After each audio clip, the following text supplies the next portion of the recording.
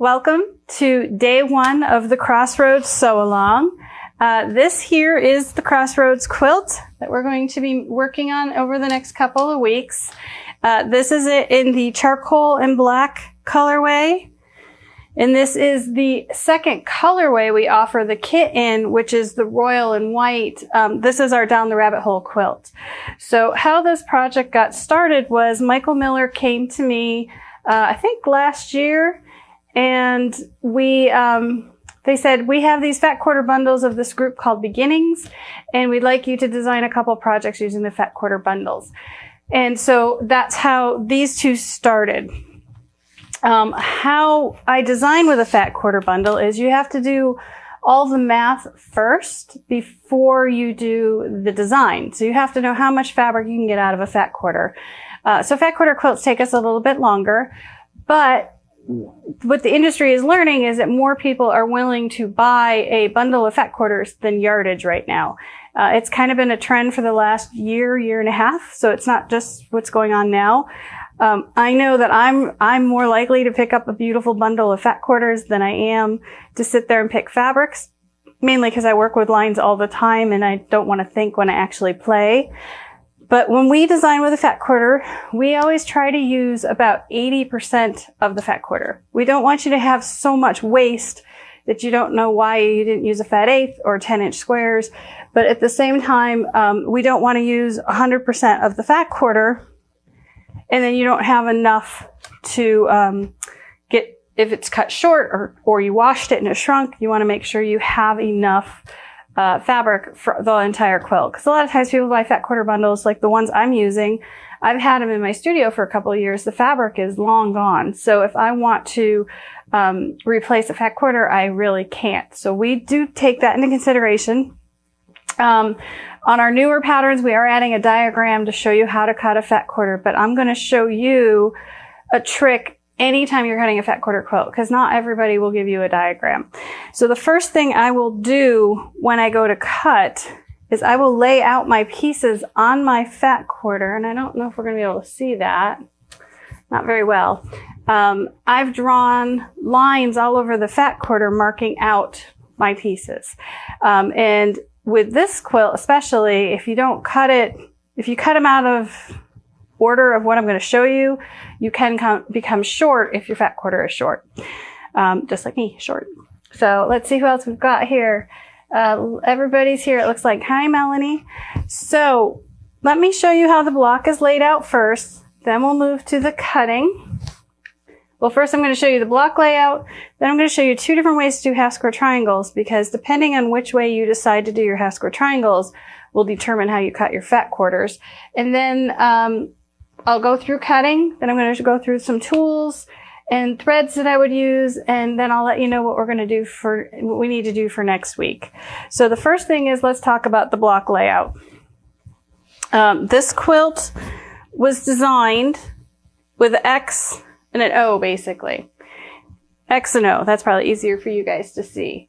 So it is the same pieces used in both blocks. That makes it easier for me to design the quilt and do the math. I just changed the layout for each block. So how the block goes together is, here's my handy board. We have a center piece, which is 8.5-inch square, and that is from one fat quarter. Sorry, I know I have a mic on. I don't want to rustle it up too much. And then from a second fat quarter, you have to cut 4 4.5-inch squares, which become the corners. And then you're going to do 8 half square triangles. And you're going to lay them together to make what looks like a flying goose. But we're using half square triangles instead. And why would I do that, would you think? For a fat quarter bundle and a fat quarter project, flying geese create more waste because you put a square on, you flip it, and you trim it. Half square triangles do not create that much waste. Thus, you can get more out of a fat quarter for your project. You have more flexibility than if I had just gone flying geese. So this is the first block. Okay?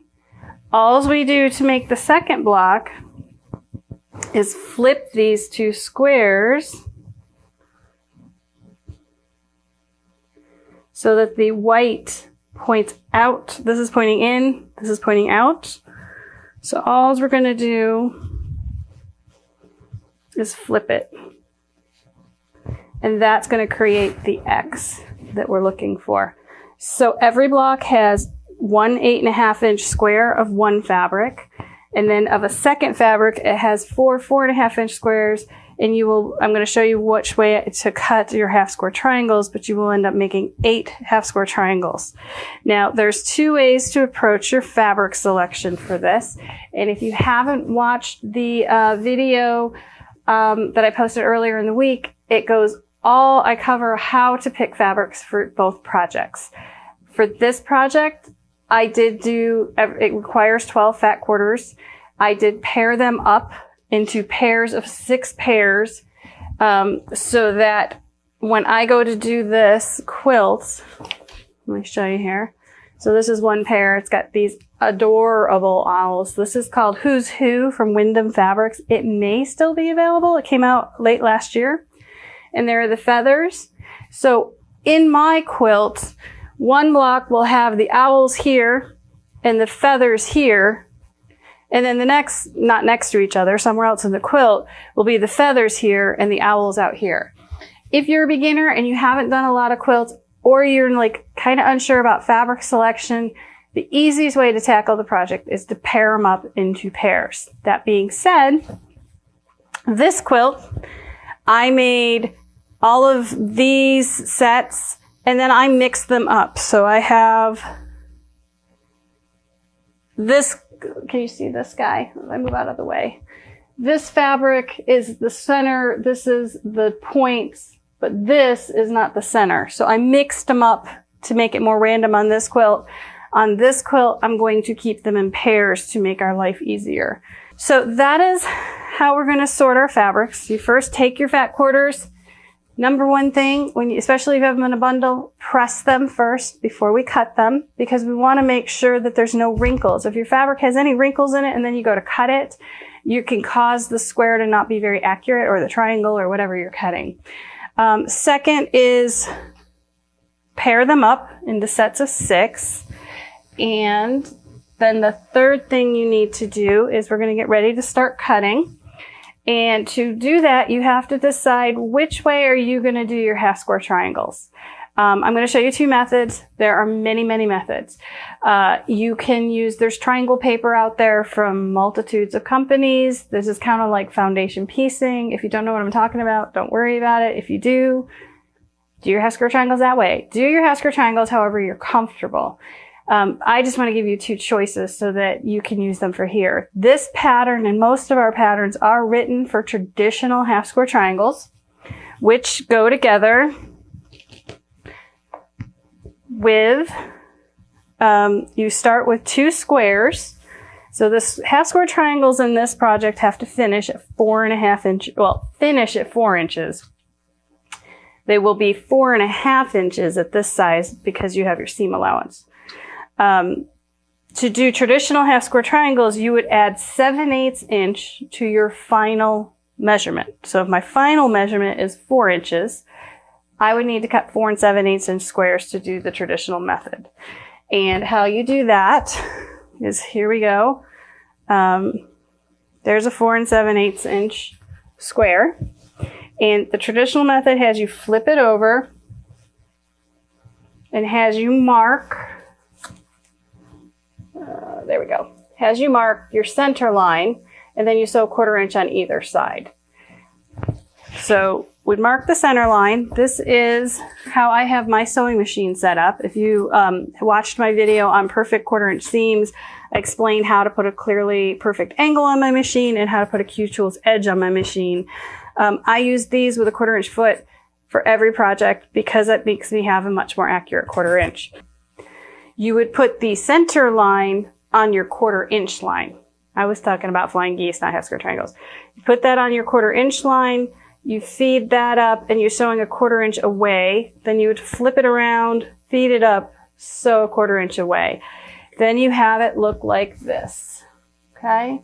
So there's a center line, and then I've drawn a line to show you the sewing on either side.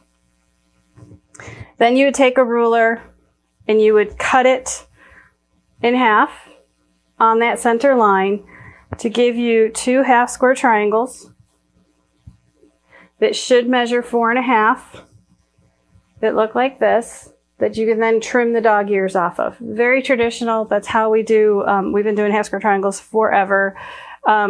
This method works. I don't find it being super, super accurate for me. As I've sewn more and more and more, I've found that I like a different method. The reason we don't put the different method in our pattern is because you're going to be dealing with biased triangles. And a lot of people don't like to deal with biased triangles. So we give you the easiest method in the pattern to follow. But I'm going to talk about the biased triangle method. So that's using this funky ruler. Someone asked at the beginning, but I'll repeat. It is a Creative Grids non-slip multi-size 6-inch Flying Geese 45 90-degree triangle ruler. Nice short name. Or as one of my students on the cruise called it, it's the Pac-Man ruler, which is so much easier to remember. The Pac-Man ruler. I use this ruler. There is a video that we just posted this morning. It shows you how to use this ruler for all the different techniques: half square triangles, quarter square triangles, triangle borders, and square and a square. I do all of that with this ruler. It is my workhorse in the studio. So today I'm going to show you how I do half square triangles, because that is how we're going to do the quilt. At least how I would like to do the quilt. You get to pick which way you want to do it. So the first method, you have to cut 4 7/8. Where'd my squares go? You have to cut 4 7/8 and then sew, cut, and you get your 4.5. This method, you would cut your strips 4.5, because we're not going to be drawing a line down the middle, and we're not going to be sewing on either side of the line. We don't have to add any extras into the size of the block, because we're going to just cut the triangles that are ready to sew with their 1/4 inch seam. So when the pattern tells you to cut 4 7/8 inch squares, you're going to cut 4.5, and you won't cut squares. You're going to cut 1 strip. And I'm going to go through cutting a whole fat quarter here in just a second. But here's my 4.5 inch strip. Here is my 4.5 inch background. And I lay the 2 strips up, right sides together, and I take this to the ironing board and I press it. And the reason I press it is because when you press 2 layers of fabric together, with the heat, it helps them kind of stick together a little better, and they don't slip out of position.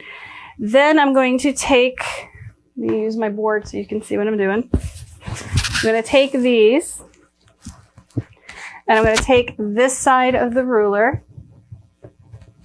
So there is a right angle triangle that looks like a half square triangle, and then there's this triangle that looks like the Flying Geese. So you always know because it looks like what you want it to look like. So you would start like this. There we go. That makes more sense, right? So you just cut it away and you have a triangle. Then this triangle, because we've cut the 2 layers right sides together, it is all layered up and ready to go into the sewing machine, which here is my fake sewing machine. You would just line it up with the edge and you would sew it in. The reason I like this is because I'm using my Q-Tools edge, I'm using my 1/4 inch line, I'm using my 1/4 inch foot, and my half square triangles are going to come out much, much more accurate.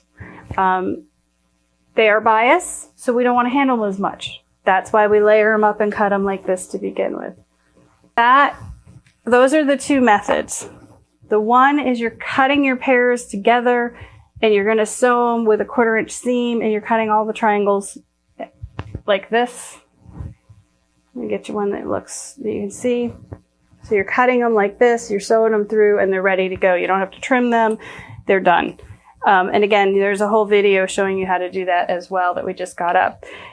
Or you're going to do the traditional method. You have to decide that before you cut, because the very first strip we're cutting from our fat quarter is going to be for your half square triangles. So it's either going to be the 4 7/8 if you're doing traditional, or 4.5 if you're doing the ruler. So let's go on to the cutting, unless there's any other questions on half square triangles. No? right. So for our fat quarters, let me make myself some room here to cut. I'm doing much better today than the other day. I was all over the place cutting and throwing stuff. So today we're more organized. All right, so when you go to cut your fat quarter, you need to, again, take what the pattern tells you and measure it out on the fat quarter. Use a washout pen or pencil. I like the Frixion pens if you're using a light fabric, and I like the Bowen chalk pencils if you're using a dark fabric. Let me see if I can get this light a little softer. There we go. I found out yesterday, because I was marking it out for you guys, is if you were to cut the 8.5 inch square first, you're going to be short. So you don't want to cut that first. You want to cut what your half square triangle strip is first. So if you're going to do 4 7/8, you would cut a strip 4 7/8 by the 20 inch or 21 inch direction. So I'm going to cut it this way. If you were to cut it the short way, this is only 18 inches, and 4 7/8 times 4 is 20. You wouldn't be able to get your fourth block. So these are things you have to think about before you cut your fat quarters, which is why marking the back of it and laying it out with a washout pencil will save you a lot of headaches. So the first cut we make is the 4 7/8 inch strip. I'm going to talk as if it's traditional, that the only difference is the 4 7/8 versus 4.5. So you would cut your first strip at 4 7/8. So I do my little, where's my rotary cutter dance? So there's my 4 7/8 by 21.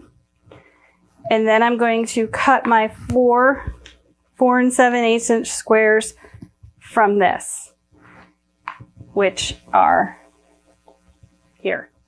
Okay. I'm not going to go ahead and cut these because I'm going to do it the other way, and I don't want to cut 4 7/8. But you would take this, cut it into 4 7/8, and you will get 4 blocks from the 21 inch length. Then you take your fat quarters. So here's where we've cut. We've got left like 13 inch by 21 inch piece. Then you take the fat quarter and you rotate it this way. And you're going to cut your 8.5 inch square from the short. So right here, 8.5 inch square. So we're going to go ahead and cut that. Remember to square up the edges of your fat quarters before you cut your squares. There's definitely enough built in with this cutting to be able to trim up and get nice straight edges. So there's my 8.5 inch from the 13. I rotate this and cut the 8.5 inch square.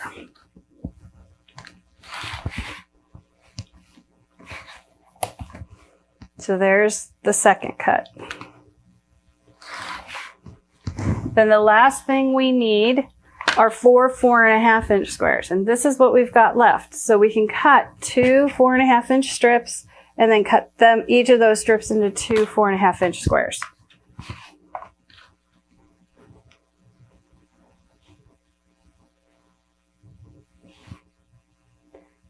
All right.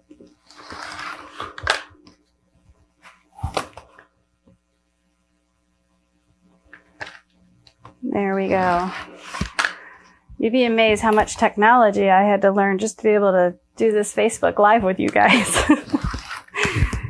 All right, and then save the scraps, which I've got here and here. And then there was thought there was one more strip. These, I do not have a yard of owl fabric to do this little border. I'm using a pure fat quarter bundle. I don't know if anyone else has just got a fat quarter bundle that they don't have any excess fabric for the borders. I'm going to see if with the remnants, if I can create a piece border that we could use for our projects for anybody who does not have their extra fabric for the border. We do have a few kits left for Crossroads and Down the Rabbit Hole if somebody would like to get that. For next week, I would say you need to get your fabrics cut. And then we're going to go over how to sew all of this stuff. And then the following week, we'll put the tops together.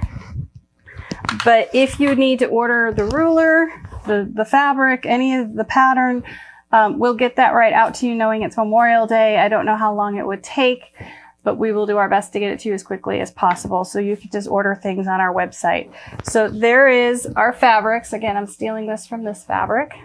You would need to first cut your 4 7/8 inch squares, 4 of them from the 20, part of the 21 inch part of the fat quarter. Rotate, cut your 8.5 inch square from the short part of the fat quarter. And then from the remaining section, you will cut 2 4.5 inch strips and then cut them in half to get 4 4.5 inch squares. So that's how you would cut your fat quarters for all of this.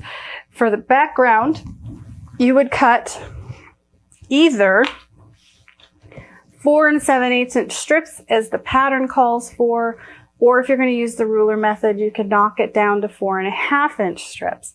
Now we're dealing with fat quarters, and this is yardage. So once you've cut your 4.5 inch strips, just cut the strip across the fold. And now this is the same length as your fat quarter strip. And then you can use the ruler to cut all your half square triangles from this. So that is the cutting. Anybody have any questions on cutting? Oh, thank you, Glenda. I appreciate the comments. Again, this is I don't know, like my fourth time going Facebook Live. This has been such an adventure. And I appreciate all the support, and I appreciate you guys showing up and being here with me. So all of that being said, let's talk about what we need other than having everything cut for next week. Again, if you want to use the ruler, this is the ruler. It is on the website. I know that you could probably, if you need it quickly, if your quilt shops have started to open, I'm sure they have them. It's the Creative Grids ruler. You're going to need thread, and I want to talk about thread. I use Aurifil thread. It's been my favorite thread for years and years and years.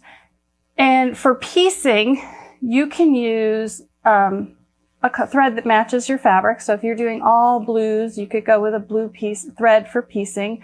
I use 50 weight thread for piecing, and I always use 100% cotton. Those two things I don't waver from. 40 weight thread, the lower the number, the thicker the thread. 48 thread is just too thick. It makes your seams kind of bulky. So, and if you go up too high, then it's kind of fragile and it'll snap in your seams. So 50 is the magic number.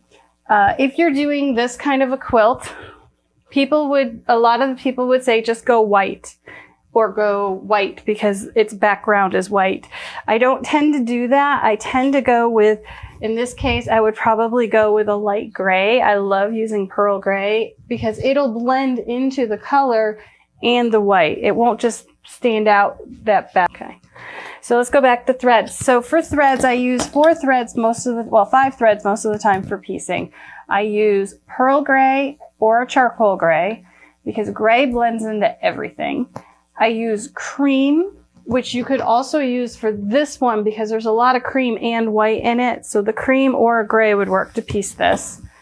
I use white if it's predominantly a white quilt. And I'll use black if it's predominantly a black quilt. I use black probably the least. I use it for, definitely for piecing black borders, or if it's going black to black. Otherwise, I will go to a charcoal gray or a light gray because the black does jump off other colors. And again, I like to use Aurifil. So, you will need to pick a background thread. You will need to have your pieces cut. And you will need your pattern, which is right here, is the Crossroads Pattern. And next week, we're going to start the block assembly. So guys, I think that'll wrap us up for day 1 of our sew along. And I look forward to seeing you all next Friday at 10 a.m. And we will be back here in the Facebook group It's not too late for people to join, so if you have friends that want to jump in, just invite them to come on in and we will get them all caught up. If you have any questions on fabric, on notions, on technique between now and next week, you're welcome to email me. You can go to the website. There is a contact me or a contact us button, or you can just email me directly at heidi@thewhimsicalworkshop.com, and I will get back to you with any answers for any of your questions you may have. So have a safe and happy Memorial Day weekend, and we will see you next week. Thanks for tuning in. I hope you've enjoyed this video, and if you have, make sure you like and subscribe below. You can find the Whimsical Workshop on our website, thewhimsicalworkshop.com, and that has all links to all of our other social media platforms. Thanks for joining us.